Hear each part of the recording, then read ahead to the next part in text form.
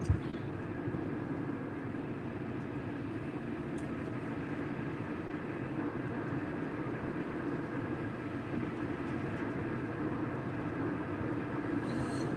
good morning. Welcome to this quick drive and let's interact broadcast. This is Mr. O, yours truly. It's a Saturday morning once again. And I always come with my Saturday morning rantings, right? But these are positive rantings that I am hoping, or I hope, or I believe, and I assume, use all the adjectives or all the words or all the verbs, whichever way, that it will impact somebody's mind, it will spike a conversation in your mind, and it will cause a change in your situation. I am not an immigration officer. I am not a visa officer.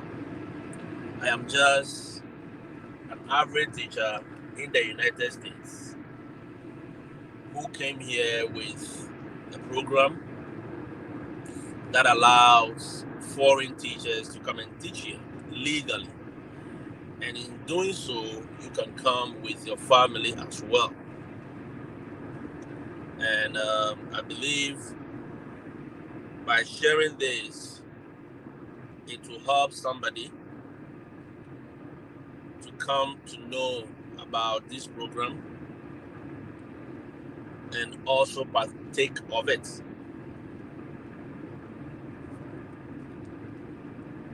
I do this because I believe everyone has the potential to be part of this program, and everyone has a capacity to do so.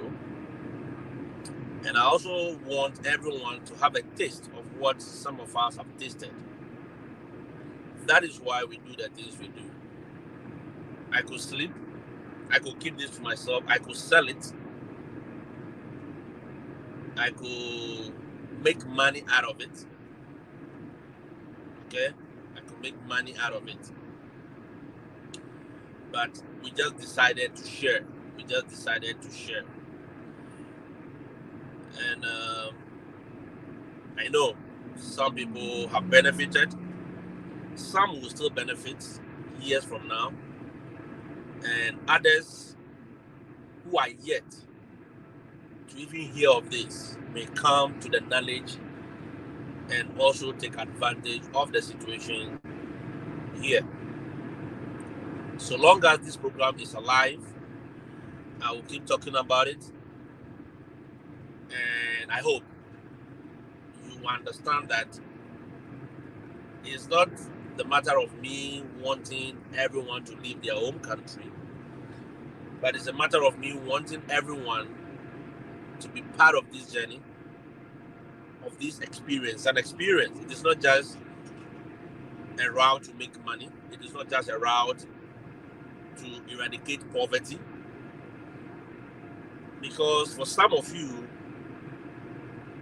your financial situations may not improve because you have no knowledge about money. For some of you, your professional qualities or your professional life will not even improve because you are not the kind that think out of the box. You are not the kind that reason beyond just what you see, because you are the type that sees with your eyes and hears with your ears. You don't hear with your mind, you don't see with your mind. So some of these opportunities may come, but you may not even benefit from it. You understand? Razak, good morning. God bless you also for being part of this morning's broadcast. So as I keep saying every day, everything we talk about here is not for everyone. Remember that. It is not everything we talk about here that is for everyone. Some of the things we say or we share here may not align with your priorities in life, may not align with your plans, may not even align with your aspirations in life. Do not be angry. Do not insult. Just walk away. All right? For those that think that these things will benefit them, let them listen, let them take an action in order to improve themselves. You are not in competition with anyone. You are in competition with yourself. Self-improvement, self-improvement, self-improvement.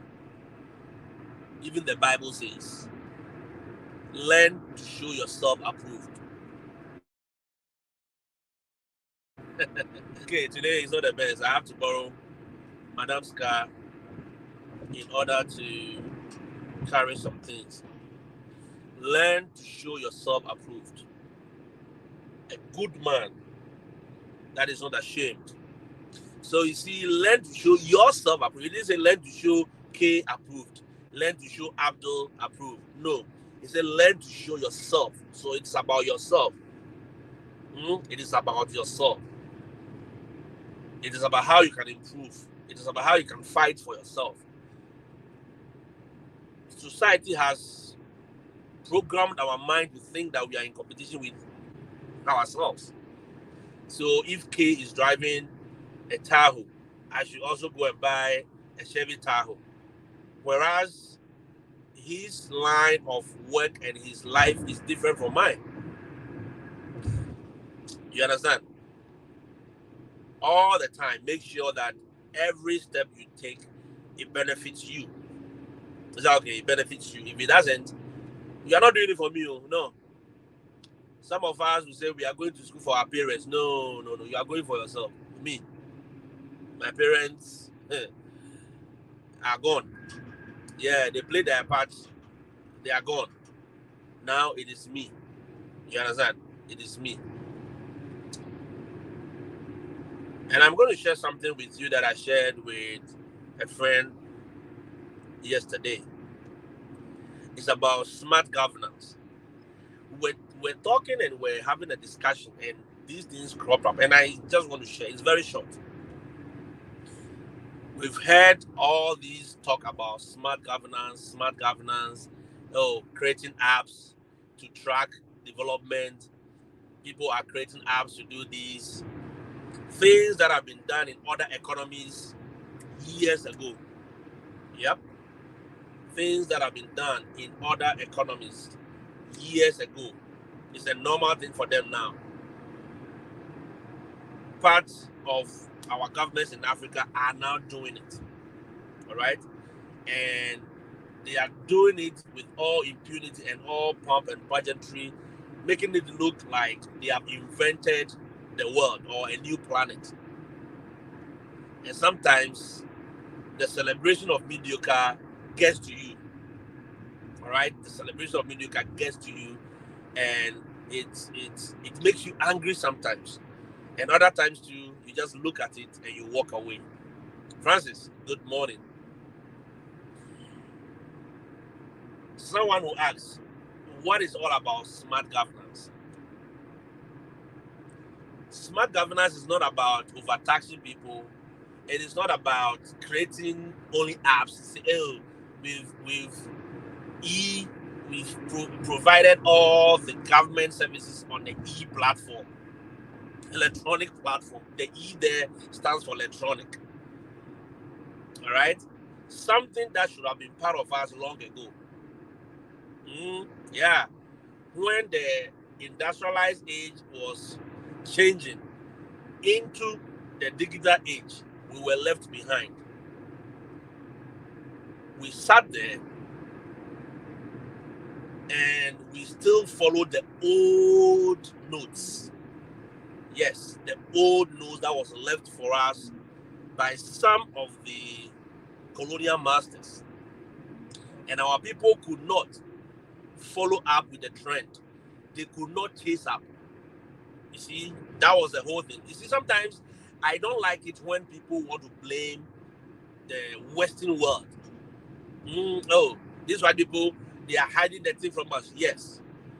But what is stopping you from finding out for yourself? You understand?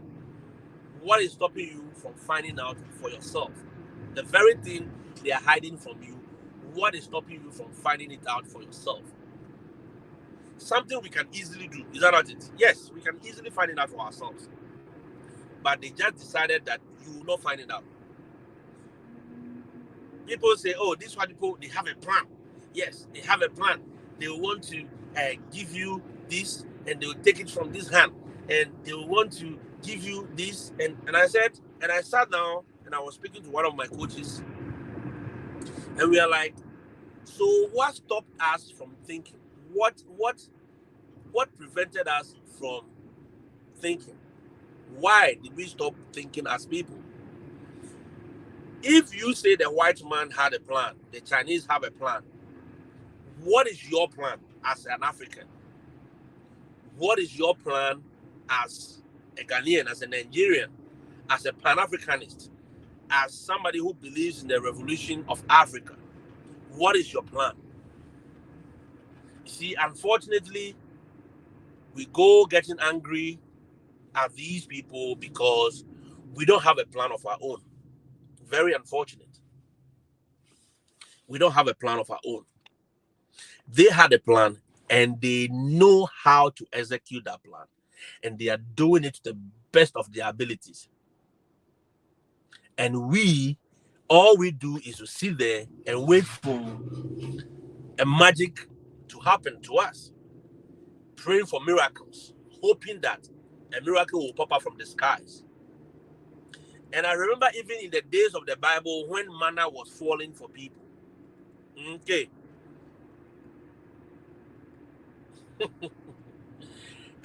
When manna was falling for the people, even the people had to go out and fetch the manna. The manna didn't fall straight in their mouth. The manna was, there was no angels or spirits feeding them. They had to go out there, fetch the manna, and feed themselves. So if you are all about complaining, yeah, the white man, every day the white man, what about you, the black man? What about you? What is wrong with you? Why can't you think for yourself? Why can't you reason for yourself? Why can't you use your mind to open up, to think beyond the box, and to create things for yourself? What is stopping you? Nothing is stopping you. They had a plan. They are executing it to the best of their ability. What is your plan? If they had a plan to come and destroy our water bodies, what is your plan in protecting your water bodies? That is smart governance. What is your plan? If it is about them coming to steal your gold and your diamonds and go back and sell it to you, what is your plan in protecting that very natural asset that you have? If you think their plan is that they will come and drill our oil and they will take it away and they will let us pay expensive prices, what is your plan in protecting it? You see, you have no plan.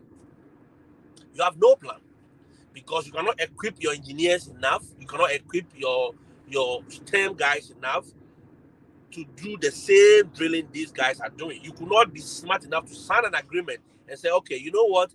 You come in, do whatever you need to do, do the drilling, do the everything, take some.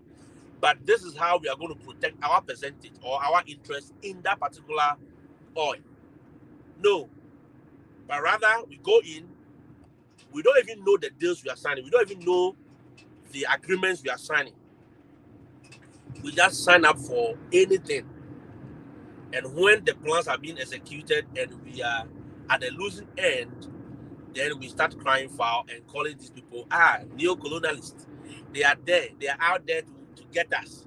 They are out there to make sure we don't succeed. No. It is their plan they are executing. What is your plan?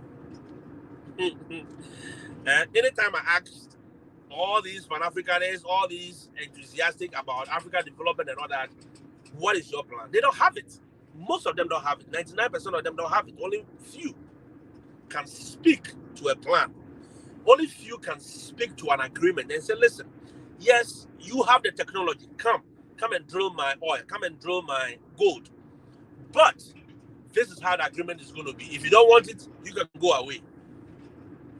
That is your plan. You are playing it yourself. You understand? The same way, think about it. I want to use Ghana as an example.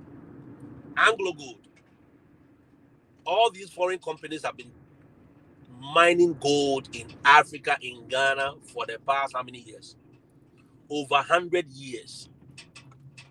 Look at all the mining towns. Mm? Look at all the mining towns in Ghana. Go to South Africa. Go to all the places, other places in Africa, where minings of different levels, precious minerals are taking place. What has become of those towns? What has become of those villages? What has become of those very institutions or those places that these minings are taking place? And mind you, this mining has been going on for over 100 years. Yet the minerals are still there. They still get it in large quantities.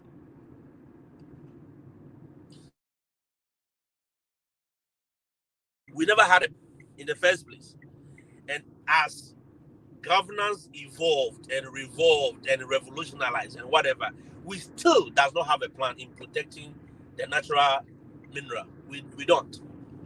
But yet we sit, we complain, we are angry. Look, recently in the US, the USIS is like a government institution that controls the application for visa, application for green card, application for all kind of documentations. All right, they are the institutions that are the paramount institutions that are in charge. Recently, they announced, in fact, the announcement came from December last year or so, that they are going to increase their fees. So if you are applying for work authorization, you are applying for a change in status as any kind of visa holder, even if you are a student and you want to now apply for green card, all these things, you are applying for the what they call it, the H1, you are applying for citizenship, anything, it has to go to the USIS. Okay. Now, these institutions increase their fees. They increase their fees of like the money they charge for the things or the services they provide to you. Some were like over 1,000%, because some of those fees have never been revised in a long time. In so many years, it's been like that. Sometimes, if you're applying for, let's say, work authorization, when I came here, it was like $410, right? So now they've increased it to about $1,000. Yes, about $1,000 to apply for a work authorization. Mm-hmm. Oh yes, okay. I'll be back to that. Now, USIS proposed the fee increment, and they executed it. And a lot of people have seen some changes. They've seen changes in the speed of processing their documents. They've seen changes in the speed in which green cards are being issued, work authorizations are being issued, work permits are being issued. So we were thinking about it. I was talking to a friend, why are these people in so much hurry to kind of give a lot of green cards and give a lot of work permits to people? And it came out that no, we were looking at it from 3 dimensions. It could be more. The reasons could be more, but we were looking at it. The first one is that probably they have increased their workers. There was a communication like that they've increased the amount or number of workers that they have. Okay, the number of workers that work on our documents. So more workers means more efficiency, right? So they'll process things faster. An officer will look at your case, they'll check your documents. Okay, it's approved, he qualifies. Boom, they give you your citizenship. Boom, they give you your work permit. Boom, they give you a green card. So that could be one of the reasons. And that is how smart governance work. If you want to improve the efficiency of services you provide to your citizenry, you what? You improve all the, how they call it, the human resource or the human capacity in those institutions, you increase it. So for instance, if in your government, you want to improve the service of passport issuance or passport processing. You employ more people. Is that not it? That is more jobs. More jobs means more efficiency, basically. You see, but in Africa, it's the opposite. More jobs means less efficiency. But here, once they've employed more people, they expect that things that could have been done in 4 days must be done in 2 days. So they increase the capacity. That is the first thing any rational human being or any rational governance must do. You build the infrastructure in order to be able to merit the fee increments. So they did that. So that could be one of the reasons. That is why nowadays, if you apply for a green card, it comes quick. If you apply for a work permit, like that, the processing times are fast. Another reason that we were thinking about was that it could be that maybe they just want to use it as a political or campaign strategy. So we give more green cards, more permits, more immigration status. We change a lot of people their immigration status, make them legal, so that we can get the votes. Yes, they can do it. So government can say, oh, we are fixing this road, providing more efficiency, taking traffic out of this zone, so that people will be, so the ease. So once the citizenry are comfortable, it transforms into votes. That is another angle. Don't get it twisted. One angle could be that they just want to improve efficiency in order to merit fee increment because they increase their fees. Another could be political. They just want the vote. So they give you nice things. They fix your road. They improve on services. They say, oh, government is doing well. Everything has improved. You get a vote in the upcoming election. But the third thing that we were looking at was economic. Economic reason. Listen to this carefully. It's a cycle, right? Think. They increase the fees. Yes. What will merit the fee increment? Efficiency in the provision of services.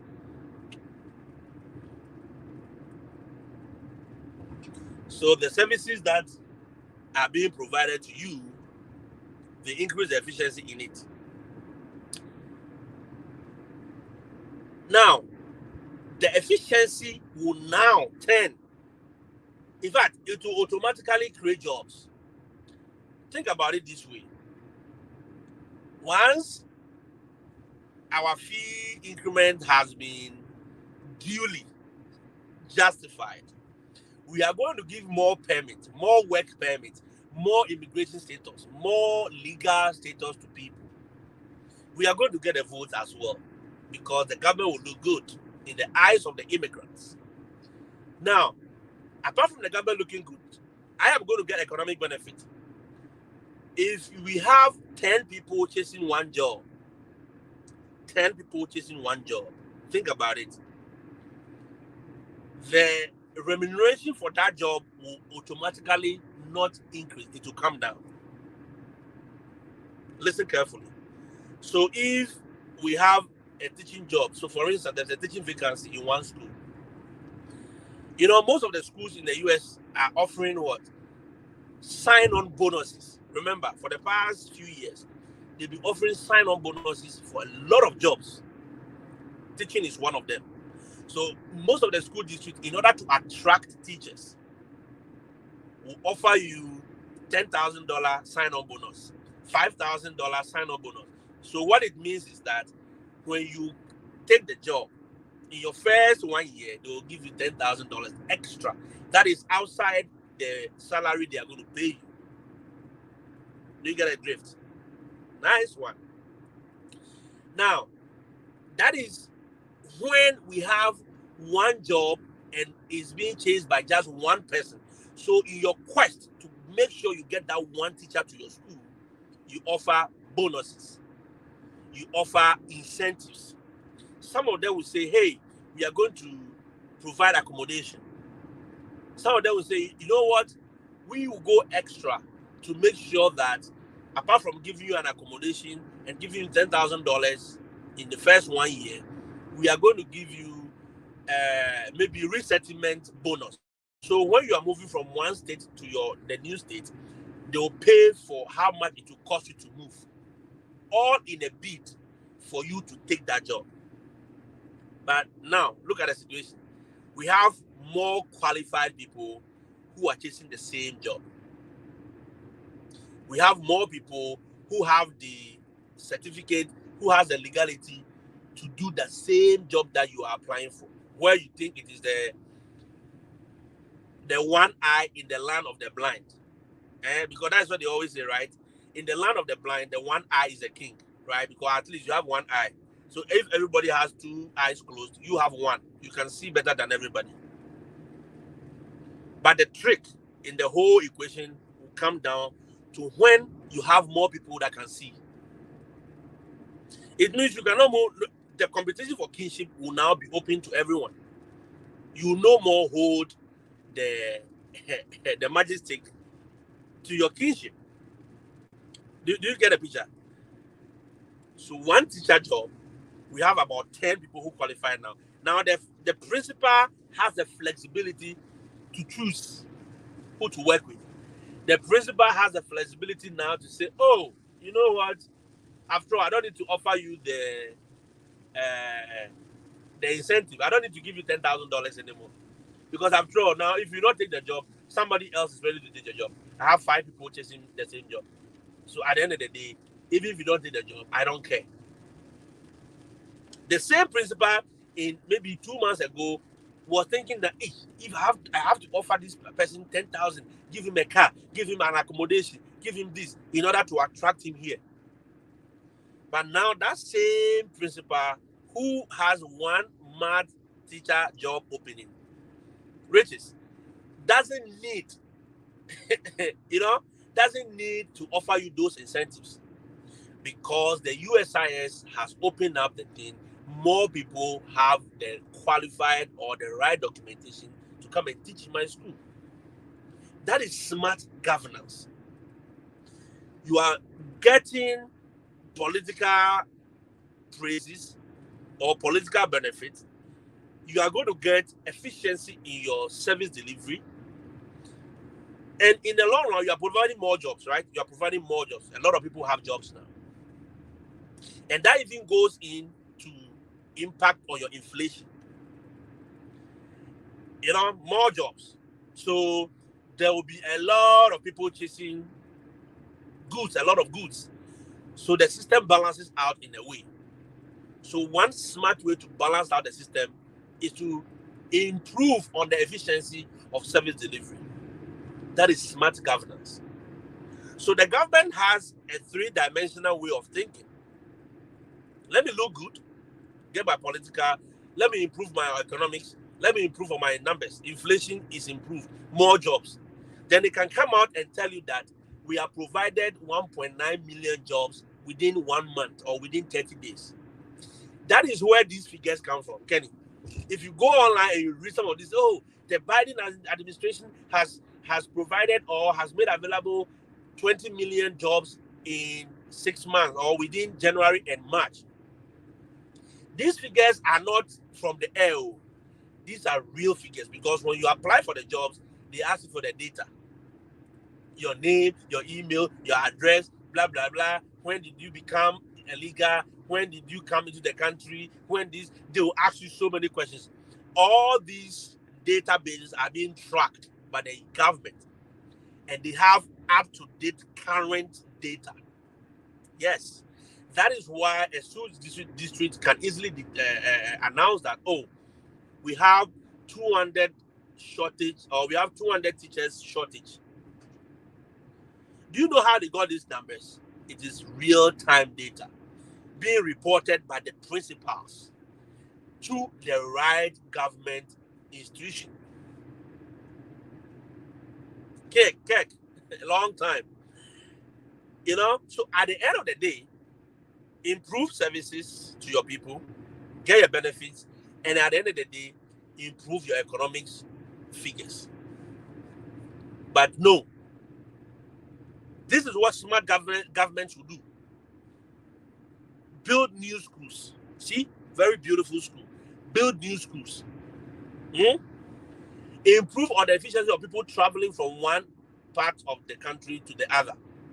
So when you come to the US, it is a law that you cannot go beyond your zip code. So I cannot be staying in, let me use Accra, all right?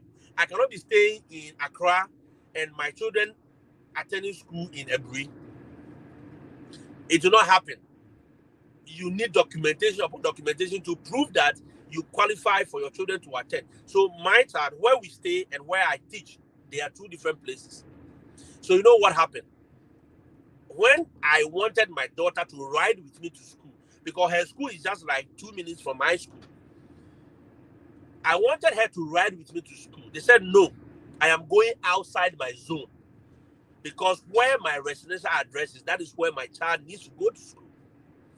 I had to go and apply an appeal to the district head and say, listen, I'm a teacher in this school, and because of transportation issues, I want my daughter to be able to ride with me so I can drop her off and continue to school. And when she closes, proximity, the bus will just bring her to my school, then we go home. And about a week or two, they approved that. Before I was able to take my child to the school zone that I was teaching. Either than that, I will not be allowed to do that. Why are they doing that? They want every community to be satisfied. So a teacher can stay in the big city and still have access to the same quality of things that you who are in the village, you have access to. So if you are in a village, you have quality school, you have quality teachers coming there. The same person, somebody else or your neighbor is in the city, you also have access to the same quality. That is what we are talking about. That is what we are talking about. But it is not the same for us. Our part of the world, it is a privilege to be offered a service that you are paying for. Kenny says 85%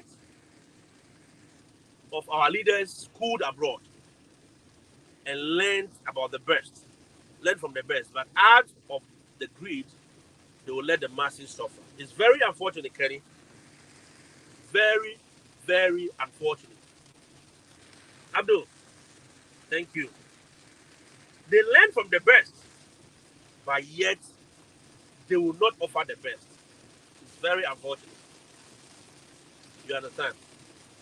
Very, very unfortunate. Smart governance is not about creating apps. It is not only about creating whatever.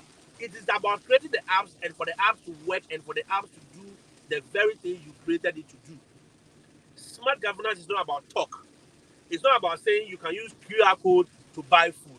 It is about making the systems or creating the systems that are correct for me to use the QR code to buy food. Smart governance is not about talk. It's not about saying, we did this, we provided that, and because we did that, we are smart. No. It's about thinking outside the box. Smart governance is not about winning elections. Yeah. You must win elections, but you must also provide what the people need. So again, in conclusion, I am saying that if you see any of these Western countries, Germany, China, Guangzhou, Taiwan, Hong Kong, right? Think about it. All these places, US, Canada, if they are doing something, know that they have a plan. Yes. Dubai, they don't just get up and do things. All right? They don't just get up and do things. They sit down, plan, and they are very active. They are very, in fact, it is the letter. The execution is the letter. Yes. Know that when these Western worlds are doing things in Africa, they have a plan. That is their plan. And again, ask yourself, what is our plan? Ministers of education are shouting, the Western world is taking all our teachers. They are attracting and taking all our teachers. Ghanaian teachers are leaving for abroad. So now we have to put a tax on them. So if you are going at the airport, we tax you $50 or $1,000. You go to Kenya, they are charging people money because they are leaving their own country. You understand? You pay a fee for leaving your own country. Why? Because the government is not smart enough to think outside the box to know how to solve those problems.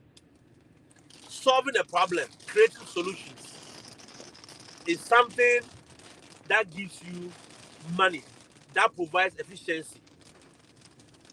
But you guys are not solving any problem. Our governments back home in Africa, most of them are not solving any problem. They are not creating any solution. But yet they want to benefit from the suffering of the people. Why? This is my message to you. If you have the chance and you have the opportunity to leave, make that move.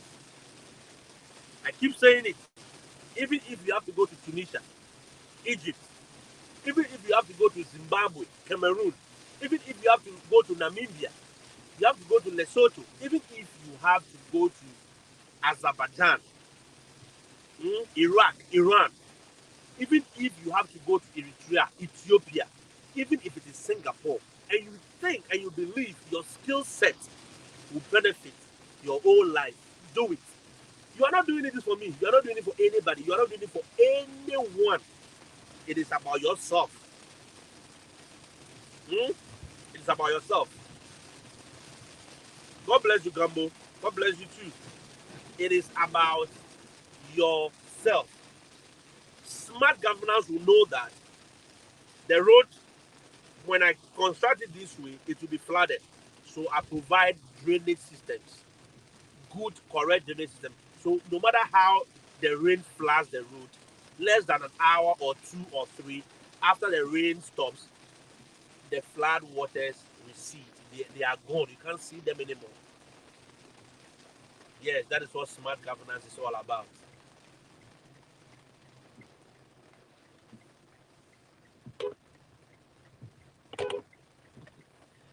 That is all smart governance is all about. All right? It is not about the talk. I am saying it again, and I will encourage you, and I will not miss my words. Read my lips. If you have the opportunity to move, make that move. Yes, it is you I'm talking to. You. Yes, you looking at me and lying in your bed. You who is driving, who is in Trotsky, who is in public transport. Yes, you. I'm talking about you. You who is the IT engineer. You who think and know very well that your family situation is not good. Who think and know very well that you can make these economies will open up for you. Yes, it is you I'm talking to. I'm not talking to anyone. I'm talking to you about you who is just coming from church after Kabeing. You don't even know where your next meal is coming from. Yes, the Lord will provide. For the Lord, He always provides. But the Lord also tells you that think. I gave you brain. I gave you the mind to reason. Yes, I'm talking to you who is looking at me and insulting me in your head and telling me, this guy, that's what they always say. The grass is not greener where it is. It is green. I am telling you it is green. I've always said it. You know me, I've believed in it and I've accepted it. The grass is greener in other places. If the grass is not green in your country, look for a place and start watering it. The grass will be green. You understand? Yes, the grass may be green, depending on how you look at it. In Dubai, people saw desert, but the kings in Dubai and the governors in Dubai saw opportunity. They saw green. They saw the opportunity that we can create our own rain. In fact, they've overcreated the rain, and recently they got flooded. Yes, if you are in Dubai, you know they poke the clouds. Are you aware? They artificially inject the clouds, and it produces rain. That is science. It is not. It is not witchcraft. It is science. It is science. They created the stadiums. They created the best airport. And said we are going to even build a bigger airport, and they will deliver. They made a desert a tourist destination. Now they are reaping the benefits. What do you see? You yourself, you as a person, me, I'll tell you all the time. Take the step and make that move. If you are in Nigeria, even if it is Togo, even if it is Niger, that you think you can go and buy a farm and take care of cattle. Buy as much cattle as you can. If you think that is what will benefit you, go and do it. Go and do it. Benedetta, yes. You lie in bed and looking at me and I know some of you insult me in your head. Ah, look at him. Talking. Nothing. Yeah, me, something. Yes. It is not about only the car. It's not only about, you see, in fact, driving the car is part of it. Enjoying the benefit in the system is part of it. Having access to good health care, having access to information is part of it. If you are living in a country where you are being stifled, in fact, you can't even have access to common light, common. This is a service you paid for. This is a paid service. When if the electricity company here says they are going to do an increment, people will just talk. Few people will just talk, but that's it. You know why? Because we know efficiency is part of their increment. You know that you are paying value for money. You're not being ripped off. You understand? Because they know if they don't deliver, somebody will sue them. After the fee increment, after the tariff increment, if they don't deliver, in fact, as it is raining, tornadoes and things are happening. Do you know there are electricity companies' vans that are stationed in their substations? Somebody's job is that the moment the clouds gather, yours is to go and park there. And they pay that guy per hour. Go and be there. The moment something happens, take off the light and let's go into action. Let's solve the problem. So if they propose an increment, say, oh, we are not getting enough funds to do this, so we want to increase the fees, blah, blah, blah, so that we can be able to provide these services. Everyone gladly will accept and do it because they know that those services will be provided.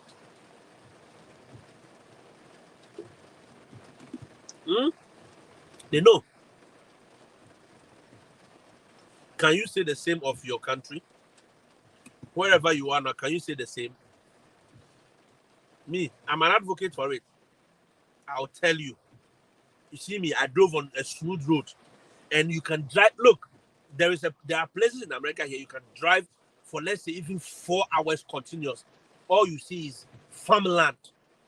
Farmland, this is a highly machinery, how do I say it? Mechanized farm.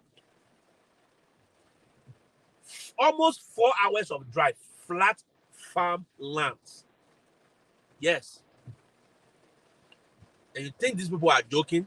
You have your farms, you have your lands. What are you using it for? You are using it for galamsey. You have your lands. What are you using it for? You have built everywhere. You have no plan for those lands. When somebody brought their plan and executing it to the best of their ability, you are angry. Then you call them names. Then hey, this system, this is a system of the white man. It is set to get against us. No. It's not set to get against you. The very people who are even making this noise, they are on the app, YouTube and Facebook. That is where they are talking on. Who created the YouTube and Facebook? These guys are in America.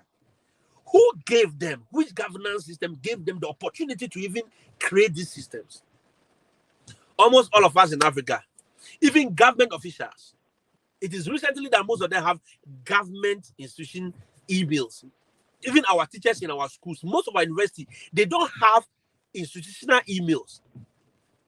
No, they don't. They are using Gmail and Yahoo.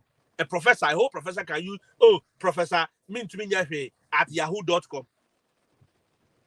Professor Agbalagbala at yahoo.com. You see them, Dr. Akimboko Olulu at gmail.com. And they are proud, but yet they will sit on the very app. They will sit on YouTube. That was created by the very people whose email they are using. They will sit there and they will insult. They will talk. These people, they are against that. I say, Which app are you using to broadcast? You are using StreamYard. StreamYard wasn't created by an African. StreamYard wasn't created in Africa. Someone believed in that particular startup. It's a startup. They believed in them, gave them money. A venture capitalist, a rich man in that country, gave them money and said, look, broadcast this and make it big. They made it big. You are using the same app. Now you are talking against it.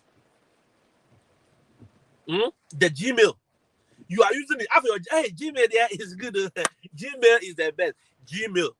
But you sit there. You thought Gmail just popped out of the skies. No. It started in somebody's bedroom. A thought. It was a thought.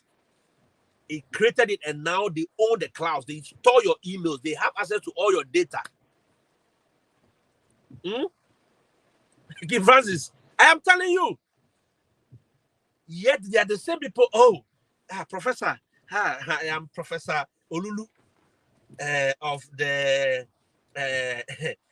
Kimanguru University in Kenya. Oh, we were here when the white people came, and the white people took all our lands, and they made us slaves. And we want to get back what we want. We are not going to give them the opportunity again. And this time, my people, let us rise. He finished. He has a Gmail. He has a Yahoo Mail. You go to his phone.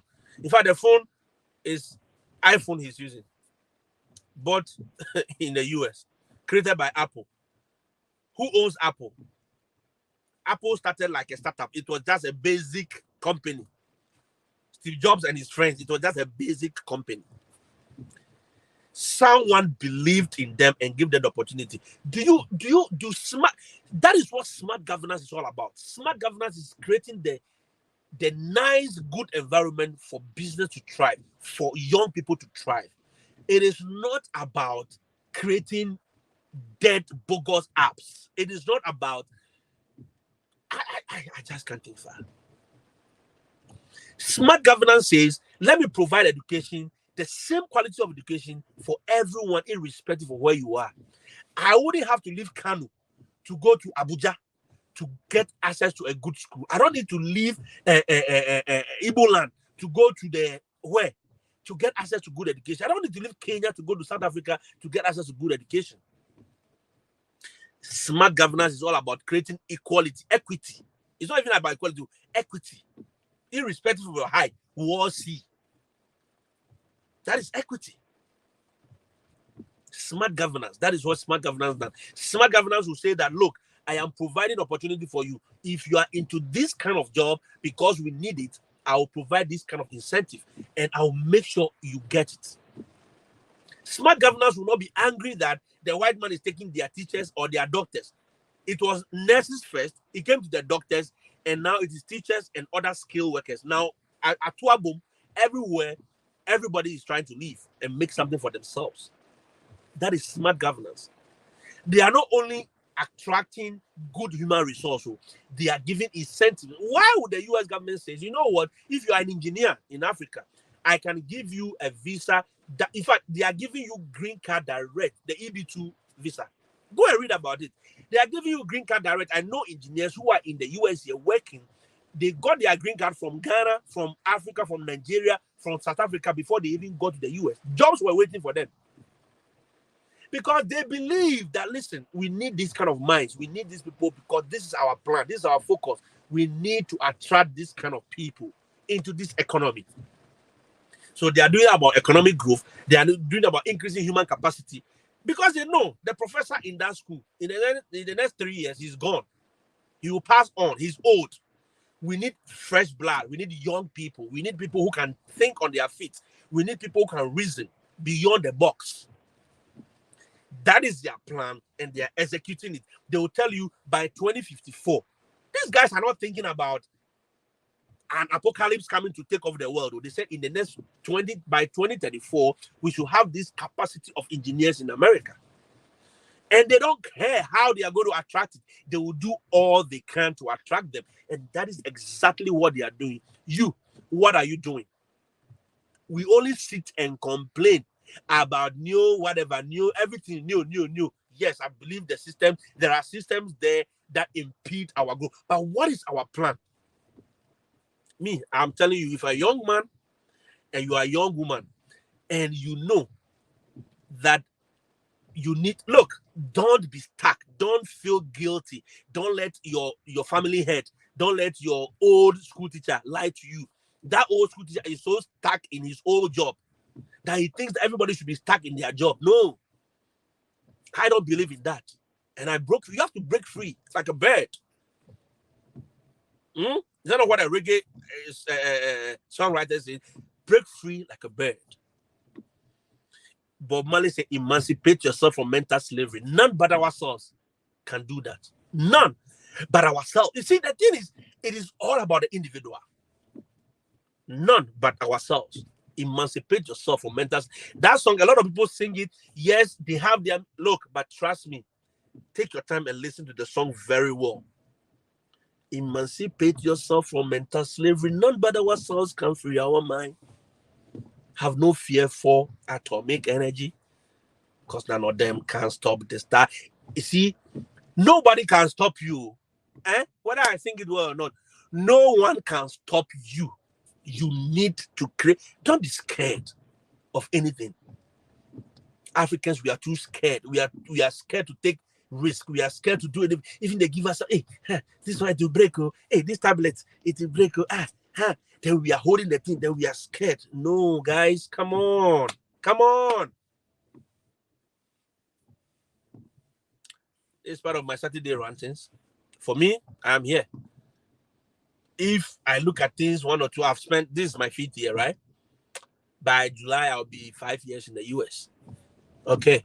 If I look at things and I say, me 5 years, I know they say, they go Canada. If I did Canada small, I say, no, they go Australia. No, nobody can. So if I did Australia, so I say, I say some opportunity come Namibia, but I did there. If I did Namibia, for some time, I say, Jamaica self, then here teachers. With my skill set, I can become the head of department, education department, Jamaica. But I go Jamaica. If I did Jamaica small, I want to think they go. I say, Nigeria. Okay, now Nigeria has opened up. More things are happening in Nigeria. I did there. You keep striving for the best. Stop limiting yourself. Stop thinking small. Stop thinking like you are a slave. No, you are not. Don't enslave yourself. Nobody is going to enslave you. You enslave yourself. Most of us, no one has enslaved us. Most African countries, no one has enslaved us. We have enslaved ourselves with the way we think. Let the white man do what he can do. But you know, if we also do what we must do you think it will be different? Yes, it will be different. Yes, I know it will be different. If we can sit down, if our government can sit down and say, listen, okay, this guy is producing cars. There's one man producing cars in Africa, in Nigeria. There's another one producing in Ghana. There's another one producing in Rwanda. Okay, there is a car producing company in Tanzania. Okay, why don't we put all these guys together? Hey, we need cars that can stand the African condition, that can stand the temperature. Develop oils that we'll put in our cars that will keep the lubrication on for like a year.